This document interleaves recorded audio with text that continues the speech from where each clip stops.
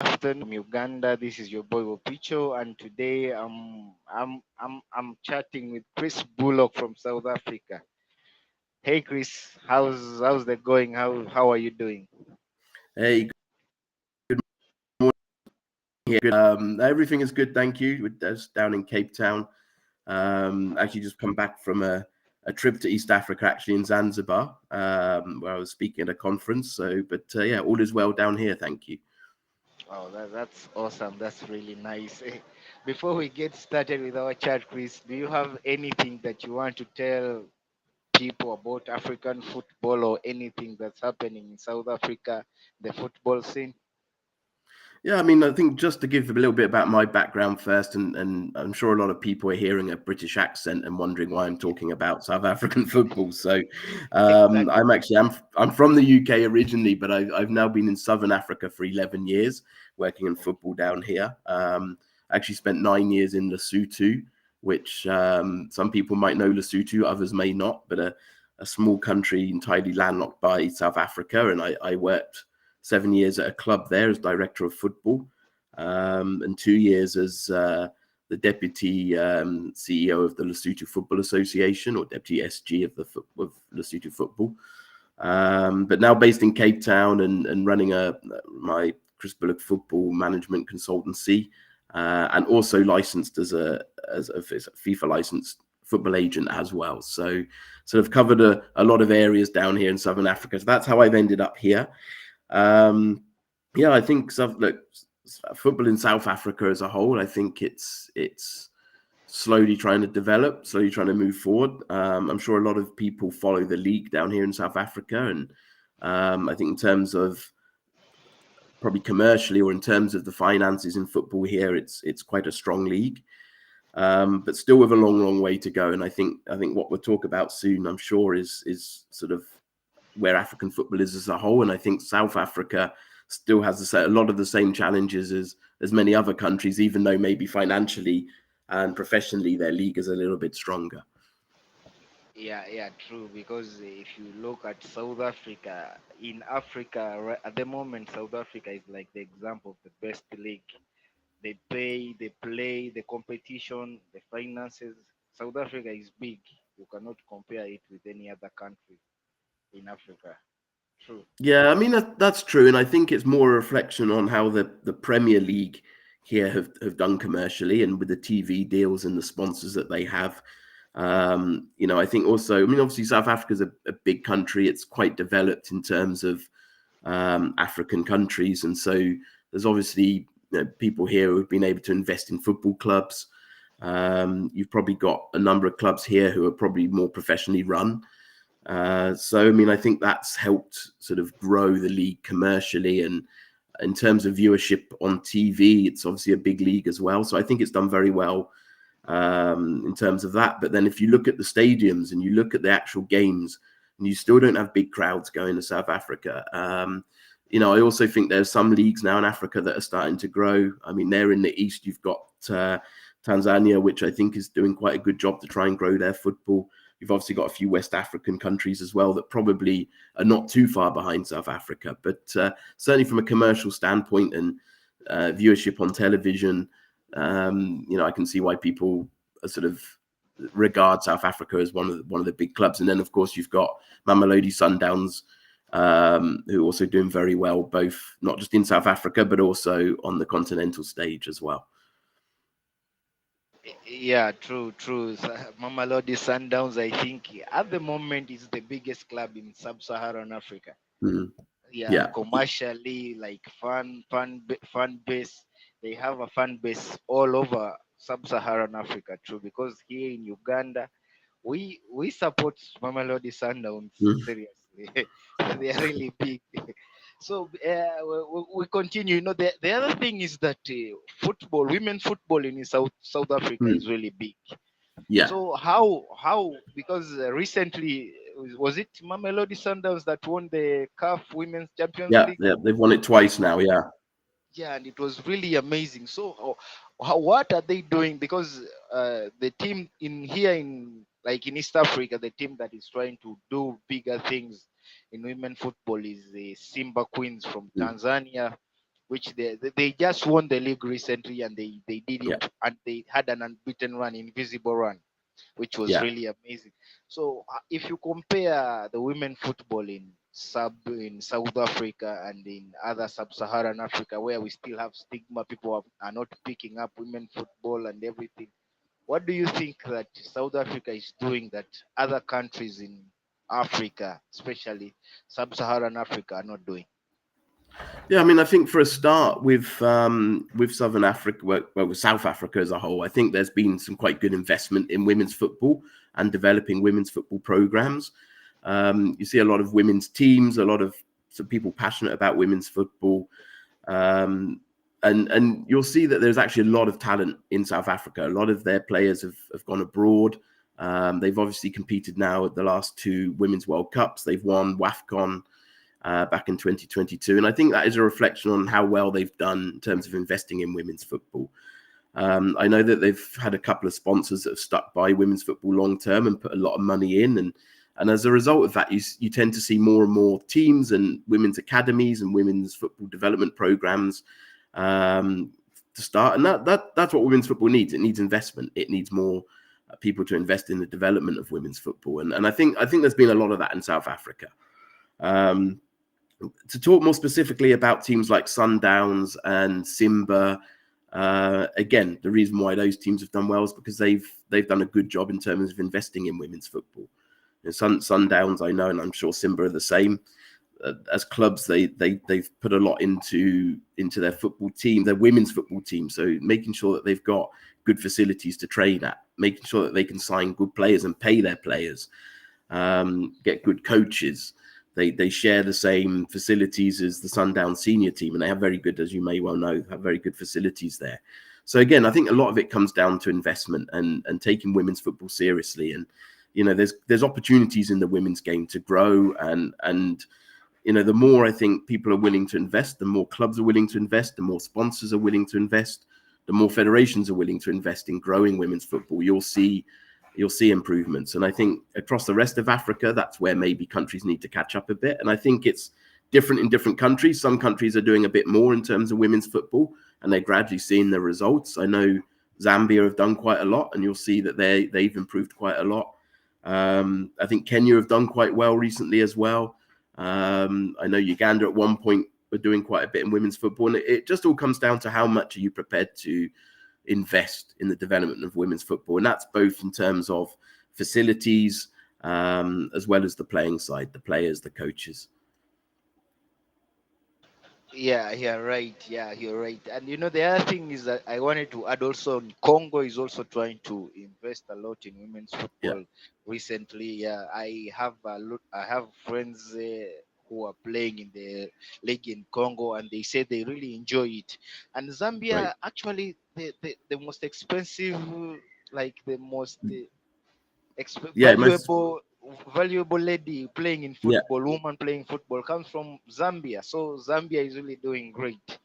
yeah, And they are. And I actually get, I get requests now from clubs in the States, for example. They all want players like Barbara Banda and one or two Zambian players, the ones that they're referring to, asking, can we find them more players like this? So Zambia is a really good example of a country that's done very well in women's football. And I know, I've had conversations with people in Zambia, even Malawi, who have produced some really good female players as well. And they've really invested in trying to find the best young female players.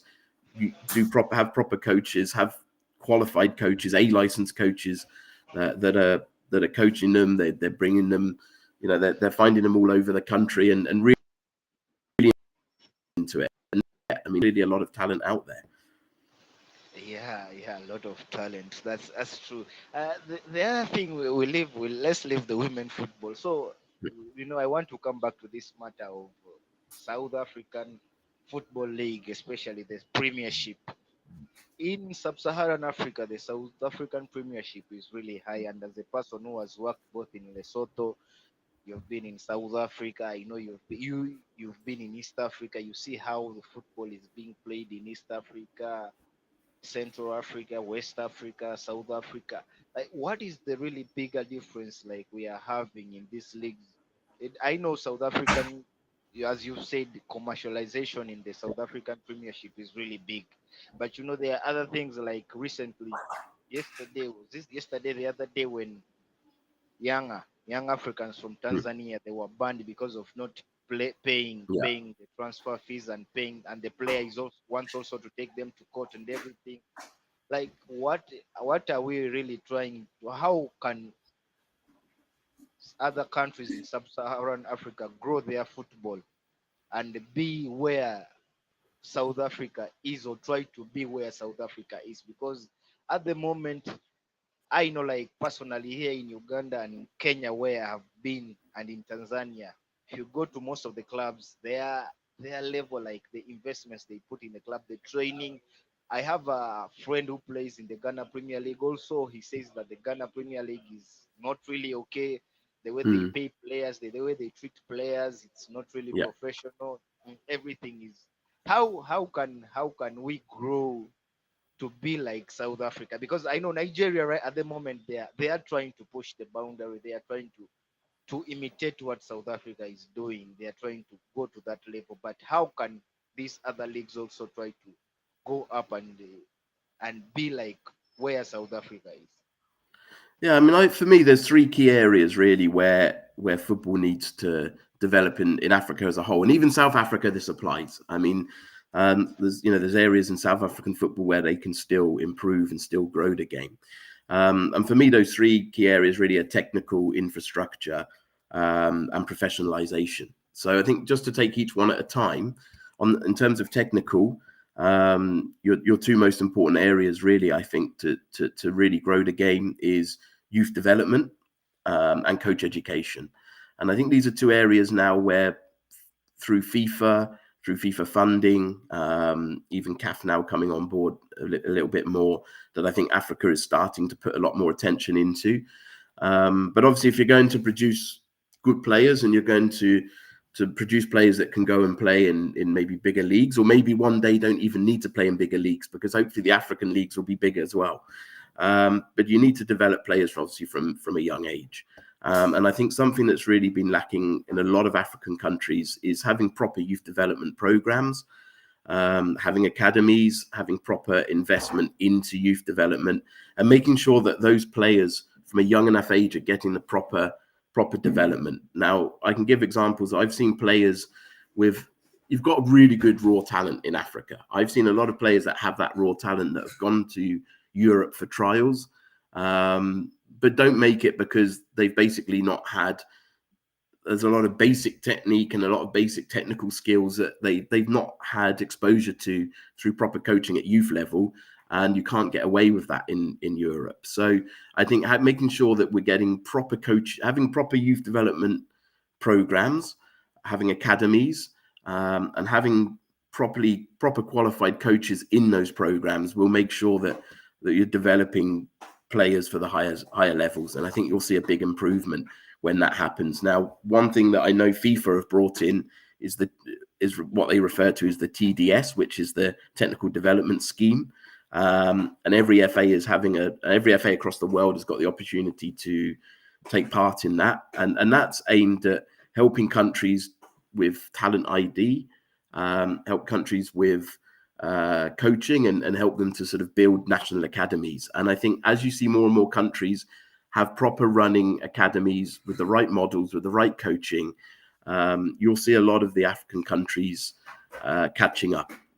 So for me, that youth development programs is the first area. Then you've obviously got coach education as well, and not just in youth now, but also in your senior football, making sure you've got more and more qualified coaches, with making sure you're putting them through more and more coaches through the coach education programs, and making sure that every player has, at whatever level, whether it's at youth football, whether it's at amateur level, whether it's at professional level, you want every player to have the best opportunity to get proper coaching. So that's another area that I think Africa needs to improve in and grow. But I do believe they're doing that again because there's a lot of funding going into those areas through FIFA. The second area is infrastructure. And you'll see that's an area where maybe South Africa have done, maybe there's a legacy of the World Cup, but South Africa does have quite good infrastructure. You'll see that most clubs now play at good football stadiums. Um, some teams have good training facilities. There needs to be better training facilities and better pitches still. But when you compare it to the rest of Africa, um, and I think I've seen it in Uganda where you are, but I've also experienced myself in Lesotho and many African countries where there's not good pitches, where a lot of even Premier League games are being played on poor surfaces, on poor pitches, and it's very hard to develop develop players. It's hard to be able to get fans to the stadiums. It's hard to improve your product as a league if you're playing on bad pitches. So I think infrastructure is a real key area that Africa really needs to look at, and you even see at international level now the number of African teams that are not allowed to play in their home country because the infrastructure isn't up to standard. So that's definitely a really important area that we need to see improve in Africa. And then professionalization being the last one, and there's probably quite a lot of things you can fit into professionalization, from better governance, and whether that's better governance at clubs, at leagues, at federations, to make sure that things are being done properly, to make sure proper structures are in place. Um, you'll see a lot of clubs that are community clubs in Africa and a lot of African countries. And I think that's something where, although it's nice to have, I think it can hold you back as a country in terms of your football. It can hold you up as a club because you've basically got, rather than trying to commercialize your clubs, rather than having people with the right skill sets to be running clubs, it's people being elected for maybe, and a lot of people are in those positions for the wrong reasons, and they don't have the right interests for the clubs. There isn't enough investment then to be able to go into those clubs because they're a community club. They've got limited revenue streams. So I do think improving governance, improving professionalization, having better administration within clubs, and more of a mindset towards commercialization of the game and football business will really help to professionalize football, and professionalism will obviously help the game grow. It will help you develop better players, and you'll just see football in Africa really grow off the back of growing professionalism. So for me, those are the key areas really that if Africa can continue to put a lot of focus in it and invest in it, then you're going to really see football take off in Africa. But until you've got those areas right, it's always going to be hard to catch up with other parts of the world. Yeah, you're right. You're right. The other thing where you touch, which I think it's the governance and also Mm. technical stuff. Apparently, like I know, it's only South Africa and North Africa where you'll get technical staffs who have worked outside Africa. Mm. Mm. That's personally that's what I know, and it is really hard to get any other place like in Sub-Saharan Africa, any other person who has got a license maybe from UEFA or from Mm. Asia. It's really hard. It's only in North Africa and South Africa, and that's where a lot of countries at the moment are lagging. And if you come here to Uganda, there are other clubs that even work without the coach having a license from the FIFA Yeah, administration, which is really shocking. And it really shows that we are still behind and we are still straining to and it will take time, but we really want to be there. We really want to have a competitive league, have a league that can bring in money. The sponsorship, commercialization, it can't work when there are still these things going on. And absolutely. the other thing, professionalism. There was this rumor that came out recently. It was back, I think, in 2021, 2022. They was talking about these matches being the matches are manipulated. Mm. So Mm. in Ghana, and again, I was hearing rumors in Tanzania. There are also rumors in Uganda here. The same thing. I mean, it takes how what is the problem? Is it that people want to get the money of the wins and Yeah, everything? How can this problem end? Because I know CAF is trying to do something. FIFA is trying to do something, but is it the problem with the FA with the FA? administrations in each country, or it's a club, it's a problem with the society?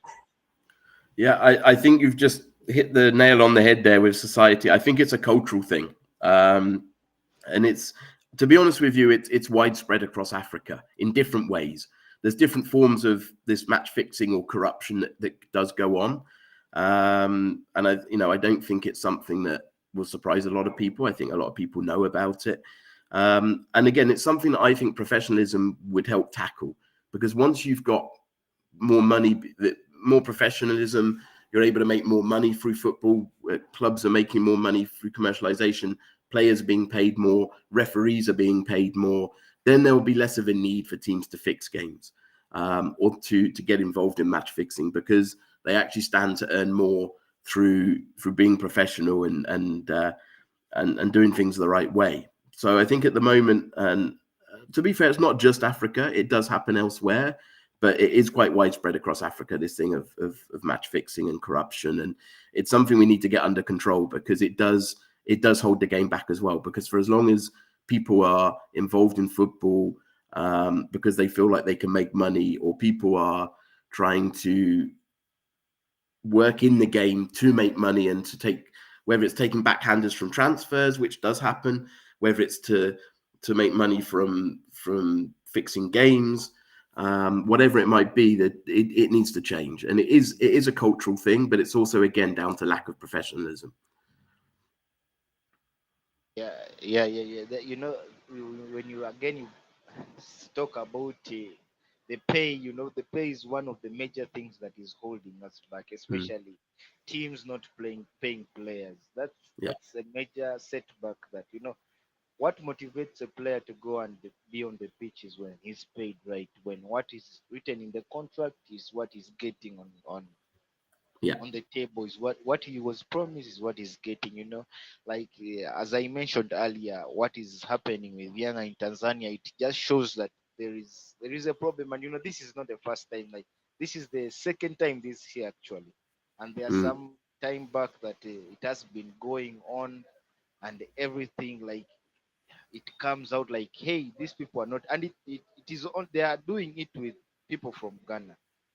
yeah, So I don't know why they are not paying the players and the teams the transfer money they owe them, and it has also led to players canceling their contracts because the yeah, money is not coming in. So how can this problem be solved? Because there is a guy from Tanzania, I think he's in the administration of the Tanzania Football Federation Association. He was talking about that these clubs, they go into more debts that they can't even pay transfer fees or pay their players because they have many debts to pay. Is this a problem of debts, or it's just a problem of bad governance? Because I've seen the same thing happen in Kenya, where players are not being paid. Even mm, when a player gets an injury, he's sidelined until he gets better by himself. The club doesn't pay anything. yeah. So is this a problem with the club, or the bad governance, or what? How can this problem be solved? Yeah, I mean, it's all of those things, to be honest with you. So, I mean, there's a few issues. I mean, one thing that you do see everywhere is clubs want to be successful, and they don't. Again, part of it is lack of having a lack of professional people in the club, not having proper financial employees or staff in the club that can actually look after budgeting and handling financial matters properly. But what it also is a lot of clubs will chase success. So in order to chase success, they want to sign the best players. Now, what's the best way to get the best players, or the easiest way to get the best players, is offer more money than anybody else. So what a lot of clubs will do is just go and offer players, promise players money that will make them sign for the club, but then that club doesn't have the funds to pay the player from month to month, or maybe one month they pay half, and maybe the next month they can't afford anything. So it's more sort of trying to chase success and not budgeting properly. Um, and I mean, I've seen it again. I've seen it in many countries where teams have struggled to pay the players, and it's because they've just tried to sign the best players by making promises they can't fulfill. Now, FIFA are trying to clamp down on that. Obviously, you'll see a lot of clubs now across Africa where teams are getting transfer bans or registration embargoes now, because they owe players money and they take it to FIFA. Players can only do that if they're in a foreign country. So if you're playing in your home country, you can't take it to FIFA. But I think now, hopefully, more and more federations are also taking control of that, because it needs to get to a point where there's not so many clubs. It's basically uh, financial doping, I think is the phrase they call it, where you're almost cheating because you're trying to win leagues by signing players and not paying them, and it does need to be clamped down on. And I think there's a lot being done to do that.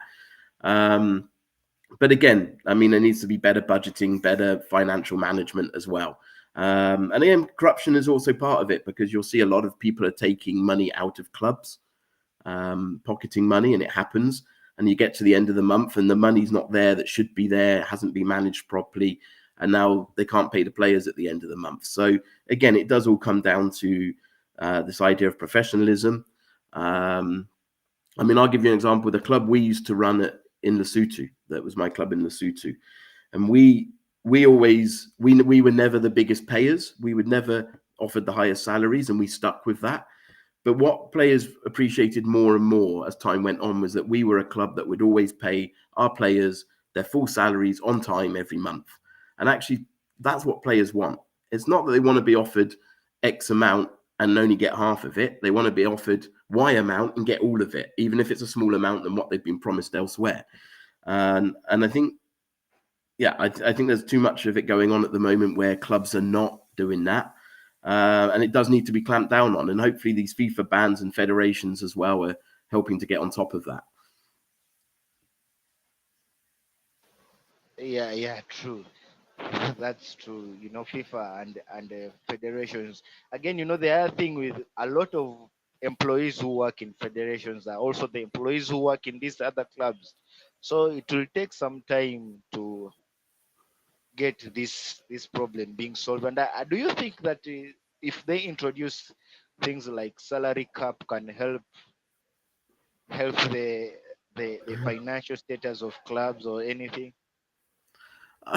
I mean, that's a tough question. I mean, it could do. But I mean, even with salary caps, how do you cap the salaries? Is so some teams, the salary cap might be here and they might be making this much money. They can still sign players for more money than what they can afford. Or are you saying it's to do with, I mean, you could say, okay, you're allowed to offer X% of your turnover. But the problem is, again, where clubs are not professional, where clubs don't have the right people on board, do people even know what their turnover is in a season? And a lot of clubs in Africa, they probably don't. Is it going to solve mismanagement of funds? Probably not. Even if you're turning over X amount, Y amount of that is maybe going where it shouldn't be going, and it's not left to pay the players. So, I mean, salary caps can work to an extent, but I think that's more where clubs are just overspending, which happens a lot in Europe and everywhere in the world. I don't think it solves the problems of the lack of professionalism and the problems that maybe we have here in Africa. I think you've got to try and deal with how do we make football more professional? How do we make it better governance? How do we have more trained people in full-time in positions within clubs, within management positions that can manage the clubs better? And I think that's the best way to tackle that rather than salary caps. Okay, that's right. But where I was thinking, where I was going with this, I thought that maybe if they try to see like the top professional football clubs, Tanzania is now coming up as a professional football Yeah. club, a competitive one. We are seeing Nigeria is doing the same. So if they try to bring a rule like, hey, every or maybe a federation says that this is your turnover, this is the money that each club should spend. I've seen that with the La Liga. Like Mm. Madrid has an amount of money that they have to spend in a season. Barcelona has an amount of money they have to spend in a season based on what their turnover they have brought to the federation. So if I believe that somehow it can help the mismanagement of funds and like the clubs to do well financially. And Mm. the other thing which I said that they are the club owners sometimes are the people who are running the federations in the football federations in the country. So it sometimes it's hard because even if you are like you're the a player like from Uganda and you're trying to take a club, your own club, the club that you've been playing to the federation that they have not paid you, it's going to be hard for you to get paid because sometimes you're taking them there and the person who's working there, he's the owner or he's working in the club as a director.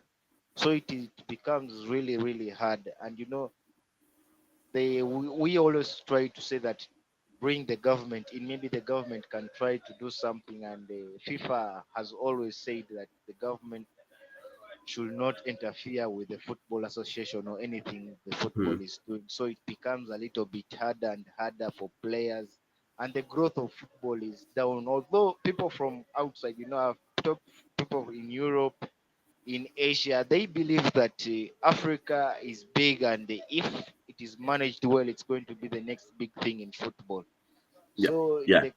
in the coming years, we believe that that is going to come because we can see players. We have big players, the Boniface, the Osimhen, the Ujukus, who are really doing well in Europe and they're making big names.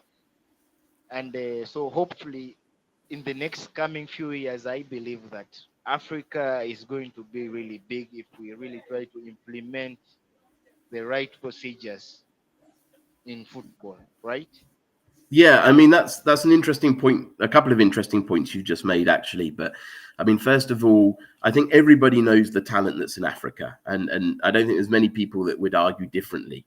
And you've only got to look in Europe, and you only got to look at France in this Euros, and actually how many players of African origin are there. So there's no doubt that there's talent in Africa. But again, going back to the 3 points we talked about technical infrastructure and professionalization, we those things need to happen before we'll see African teams doing well at World Cups, in my opinion, because it's only then where this talent is going to be given the opportunity to fulfill that talent and fulfill their potential. Um, so it's I think those things need to be sorted out because you might have the best talent in the world, but if they're not getting the proper coaching or the proper youth development, by the time they can move to Europe or by the time they're ready to play at the highest level, it's too late. They've missed out on those key important years and that important development.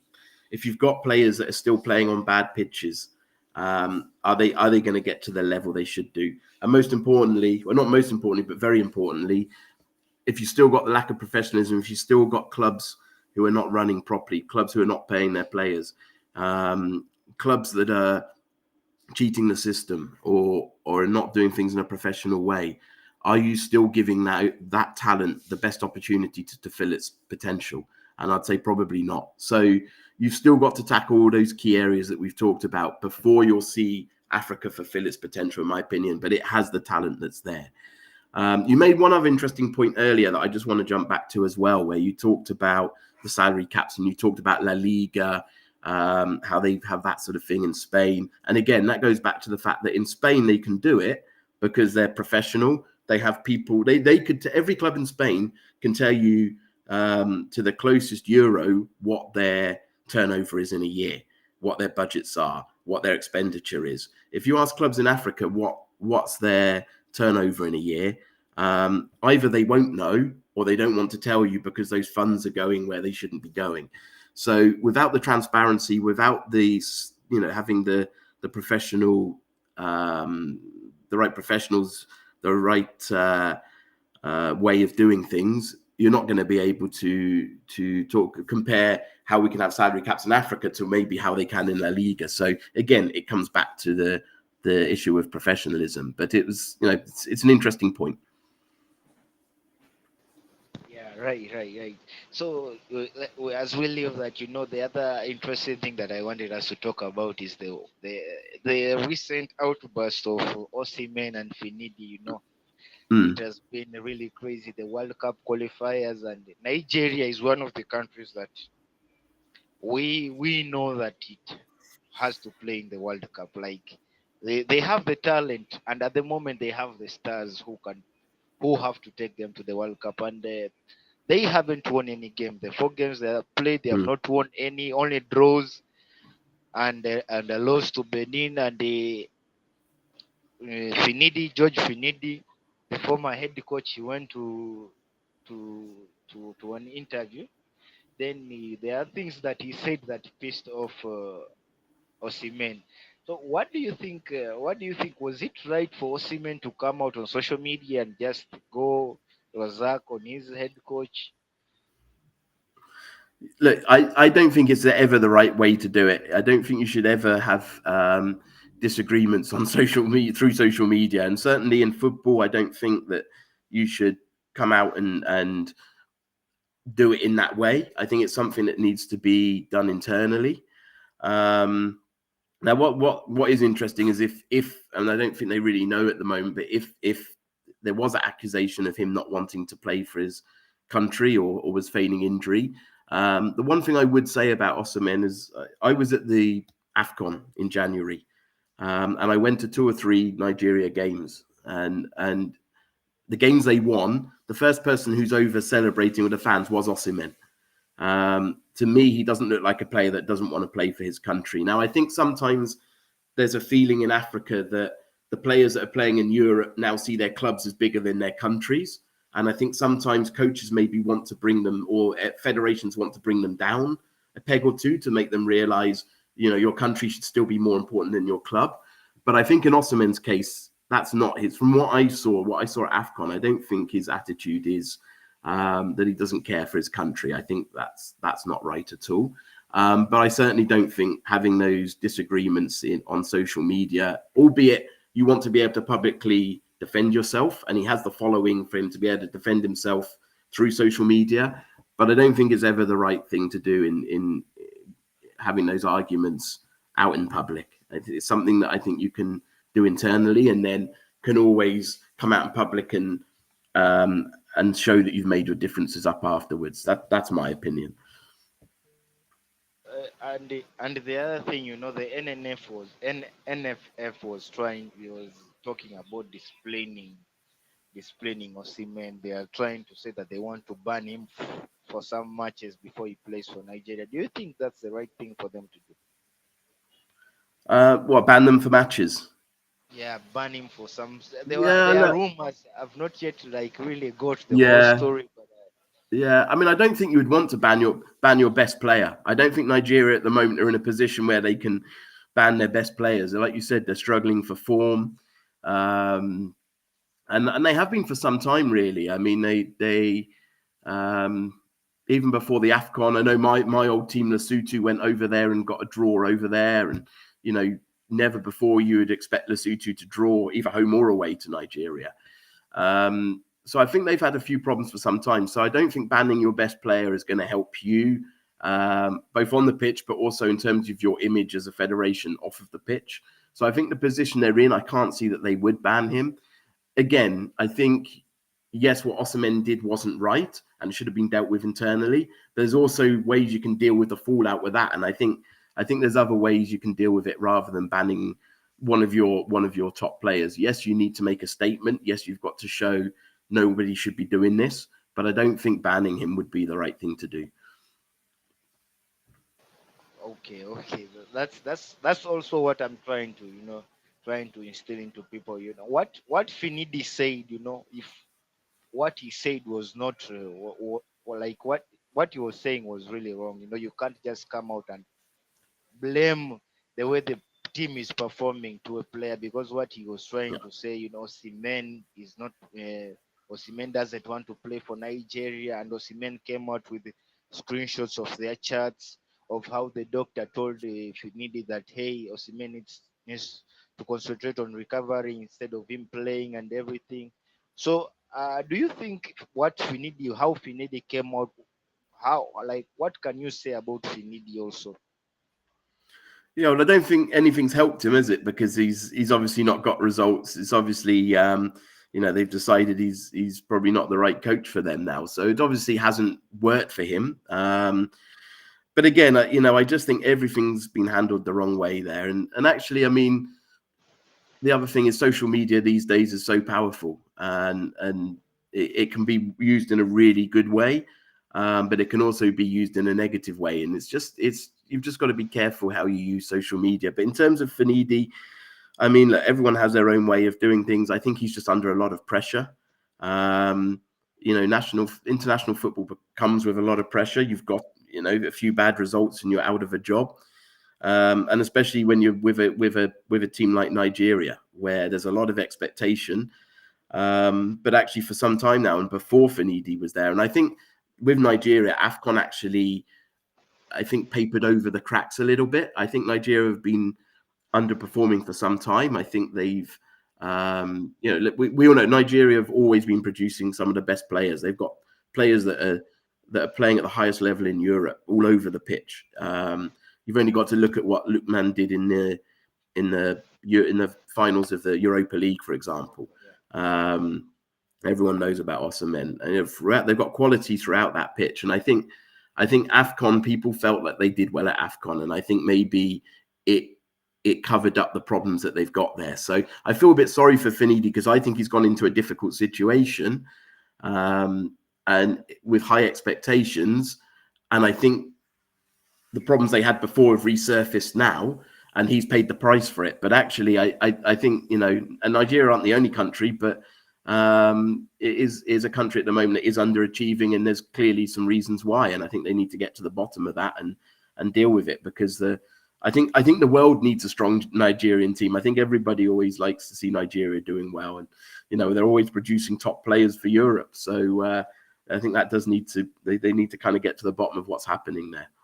But I think it's unfair to pin everything on the coach, regardless of whether he rightly or wrongly accused Osimhen of feigning injury. You have to feel a bit sorry for him. I don't think it's entirely comes down to the coach. Yeah, true. But personally, I was shocked that he resigned because when I saw him take Nigeria from where they were until he took them to the final. That was a really good run for Finidi.